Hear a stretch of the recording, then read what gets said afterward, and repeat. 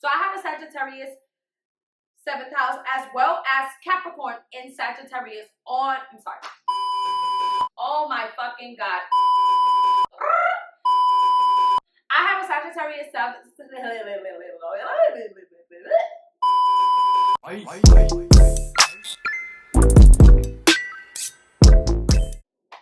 Hey guys, what's up? It's your girl, Theheauxhealer. We're back with yet another video. This video is going to be an astrology video. Yesterday on Instagram, I posted about basically finding your partner or your husband, your wife, based off of your birth chart. Now, this is real, like, advanced astrology. Like, you have to really be one of the girlies. So, of course, this whole entire week and probably this whole entire month, and depending on how it goes, we may continue to just post astrology on this account. Because honestly, that is my love, that is my passion. I'm so passionate about astrology. And more importantly, because I'm a Gemini rising, I'm also very passionate about teaching it to others. So you can use this as a way to learn astrology from your girl.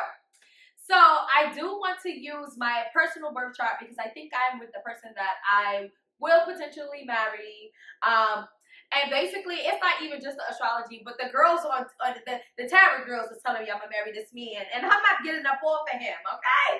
So today, I'm going to use my birth chart to give a synopsis of what how you can potentially find your partner in your birth chart. So I'm going to go to my birth chart. I only use time passages for astrology readings, like for my actual astrology readings and my transit readings. But you can use whatever. You can use Cafe Astrology, AstroSeek, Astro.com, Astrology.com, whatever you use.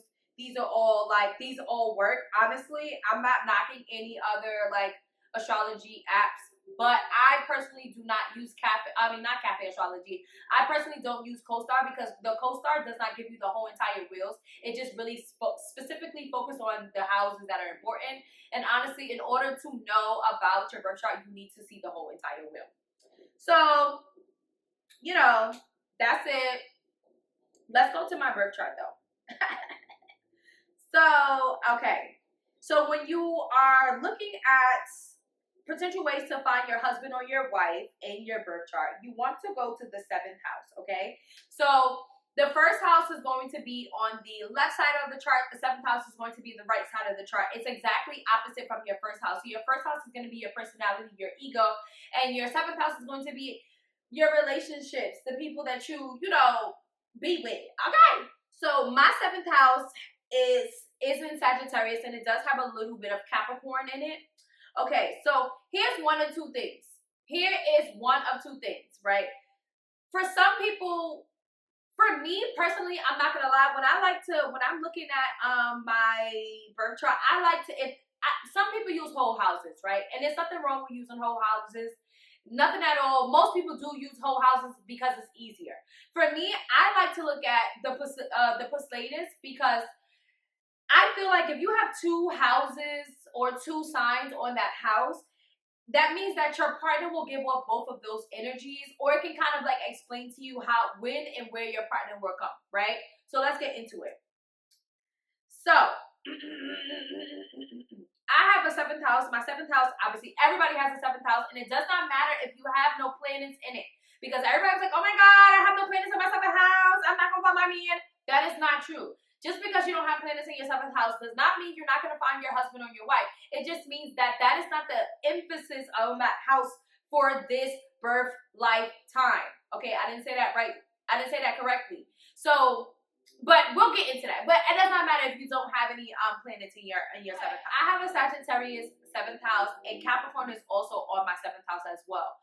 So because both of these signs are on my 7th house, I need to look for both of those ruling sign planets, okay? So for Sagittarius, Jupiter is the ruling sign. For Capricorn, Saturn is the ruling sign. Additionally, if you're looking for a husband or a wife, husband, you're looking for Jupiter. So I'm lucky enough to already have Sag on my 7th house, which is the ruler of Jupiter. And then for your wife, if you're looking for your wife, you would look to the sign on your 7th house plus Venus, okay? So if you're looking for your husband, it's going to be 7th house sign plus Jupiter. If you're looking for your wife, it's going to be 7th house sign plus Venus, okay? Period, period, period. Okay, so I have a Sagittarius 7th house as well as Capricorn on my 7th house as well. So Sagittarius naturally rules higher education. It also rules foreign travel, and it also rules I'm gonna tell you everything, and then I'm gonna also post like the wheel that kind of explains it all as well, because this is gonna help it to make more sense for you. So the 9th house is typically travel, wisdom, philosophy, higher education, law, religion, cross-cultural relations, learning, and ethics.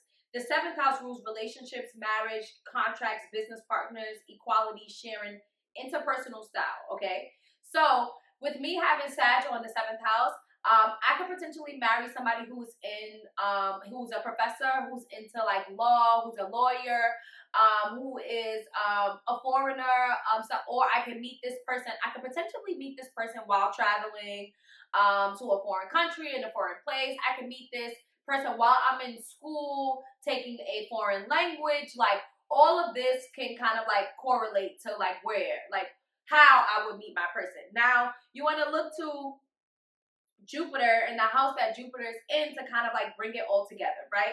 So the house could potentially tell you how and where you would meet your partner. So my Jupiter is in Libra in my 5th house, right? So Libra naturally rules the 7th house. So it brings up marriage contracts. It brings up contracts of all kind, business, whatever, right? So like I could potentially meet my person because the 5th house rules romance, love, affairs, play, creativity, fertility, childlike spirit, joy, self-expression, and drama. So I could potentially meet my person at like a children's party. I could potentially be my person. My person may be like one of my like old boo things, one of my old flings.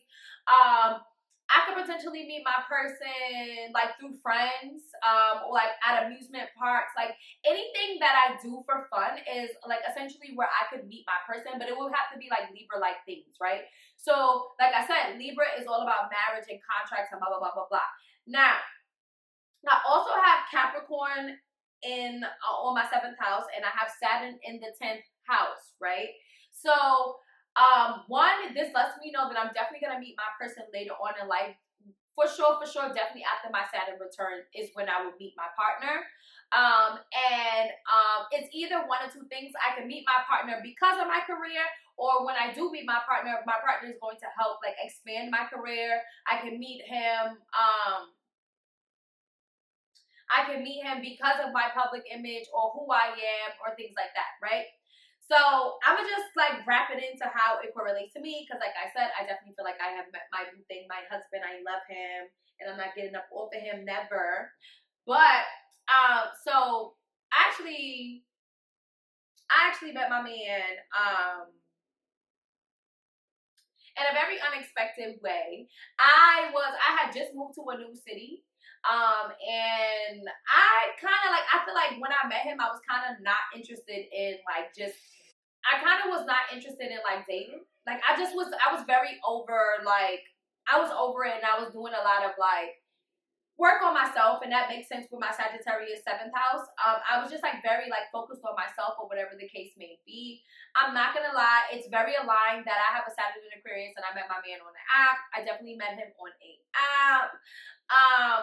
But anyway, so I moved to a new city and I connected with this guy, and I was just like, all right, cool. So the crazy thing about like my relationship with him is he's a Virgo sun, Cancer moon, and a Sagittarius rising. So we're opposite, but he does fall into my 7th house and I fall into his 7th house. My rising falls into his 7th house and his rising falls into my 7th house. But I was not interested mainly because he was a Virgo. I was like, no thanks, right? But I do have Virgo in the 4th as well as Virgo in the 5th, with like a little bit of Virgo in the 5th. So it definitely made sense that he would be a Virgo, and like it just correlated, right? Boom. So I met him. He's Jamaican, so he's a foreigner. I'm American. And what else? And I'm outside of my Saturn return, so I definitely met him later on in life. It's definitely a shock to him that I am an influencer and an astrologer, and I was interested in him. But I'm not gonna lie, he's just so fine. So he just kind of like fit the bill. So I'm going to go over all of the signs that could be on the 7th house, and I want you to look for the ruler, okay? So if you have Aries on the 7th house, your ruler is going to be Mars. So you're going to look for the house that Mars is in, and that's going to help you to understand where and how you might meet your partner. And then you also want to look to Jupiter, and this also helps you to understand where or how you will meet your partner. Or you will look for Venus if you're looking for your wife. If you have Taurus on the 7th house, you're going to be looking for Venus. If you are looking for a wife, you're very fortunate because wherever Venus is where you'll find your wife. But if you're looking for a husband, you will look for Venus and Jupiter and see what houses those are in to make it make sense for you.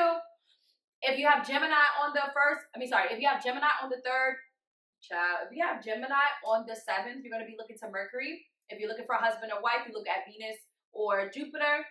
If you have Cancer on the 7th, you're going to be looking to the moon. And obviously, Venus and Jupiter, depending on whether you're looking for a wife or a husband. If you have Leo on the 7th, you're going to be looking to the sun. If you have Virgo on the 7th, you're going to be looking to Mercury. If you have Libra on the 7th, you're going to be looking for Venus. If you have Scorpio on the 7th, you're going to be looking to... This one is cool, but like this one, you could either be looking for Pluto or Mars. If you have Sag, like me, you will be looking to Jupiter if you're very fortunate. But if you're looking for a wife, you're going to be looking for Venus. If you have Cap, you're going to be looking to Saturn. If you have Aquarius, you're going to be looking to Saturn as well as Uranus. And if you have Pisces, you're going to be looking for Jupiter and Neptune, okay? So wherever these placements are, this will help you to kind of like understand where you may potentially find or how you may potentially find your partner. So like, let me give you an example. If you're somebody with a Pisces on the 7th house, right? And let's say you have Jupiter in the 10th. You could definitely meet this person and like, at a spiritual, you can. You could definitely meet this person at like a spiritual retreat. You could meet this person at like a spiritual concert or any type of concert because Pisces does rule entertainment, but it rules confinement as well. Your person definitely could be in jail. Okay. He don't gotta be though. But he could definitely be in jail. But like maybe like for instance, if you have Pisces on the 7th and you have Jupiter in the 10th house is your career, right? So you can meet this person in your career. But like, let's say you work in a prison. You know what I'm saying? Like, I'm not saying he's in prison, but maybe he's another guard. You know what I'm saying? Like, maybe he is the head honcho of the bitch. You know what I'm saying? Like, I don't know. I'm not saying that he in jail, but he might be. You know, I don't know. But let's say you have Gemini on the 7th, and you have Mercury in your 4th house. The 4th house rules home, family, and the women in your life. So it could be that, you know, the person that you're going to meet is close to home. You know, he may live in your neighborhood. He may live up the block. He may be your next door neighbor's son or daughter. You may meet him through a female cousin. You may meet him through your sister. Like, you may have went to middle school with them.